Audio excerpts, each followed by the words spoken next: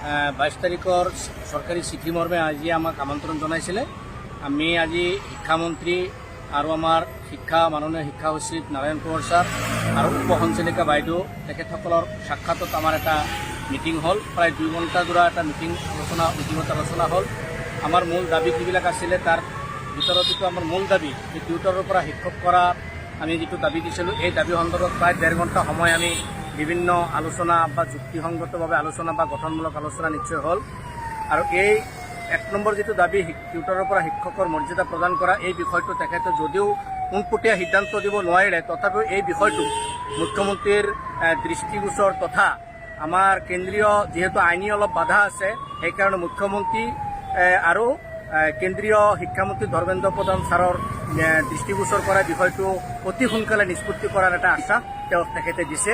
আৰু এই বিষয়খিনি গোটেইখিনি বিষয় 15 আগষ্টৰ সময়সীমা আমি ধাৰ্য কৰি দিছোঁ আৰু 15 আগষ্টৰ ভিতৰত তেখেতসকলে এটা ভাল ঘোষণা কৰিব বুলি, ইতিবাচক এটা ঘোষণা আমাক কৰিব বুলি তেখেতে আমাক আশ্বাস দিছে।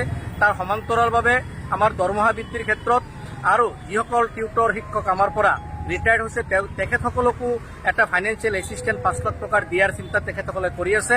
আৰু আমাৰ দৰমহা বৃদ্ধিৰ ক্ষেত্ৰতো তেখেতে সহমত প্ৰকাশ কৰিছে। গতিকে আমি চৰকাৰক নিশ্চয় আমি আজিৰ আমাৰ যিটো আলোচনাৰ পৰা যিখিনি আমি ইতিবাচক সঁহাৰি চৰকাৰৰ পৰা পাইছোঁ, আমি চৰকাৰলৈ ধন্যবাদ জনাইছোঁ। আৰু বিষয়টো অতি সোনকালে সমাধান কৰাৰ কাৰণে আমি মুখ্যমন্ত্ৰীক আহ্বান জনাইছোঁ, অনুৰোধ জনাইছোঁ। আৰু শিক্ষামন্ত্ৰীৰ তৎপৰতাত যিখিনি সভা আমাৰ হ'ল, খুব ফলপ্ৰসূ আলোচনা হ'ল বুলি আমি ধৰিব পাৰোঁ।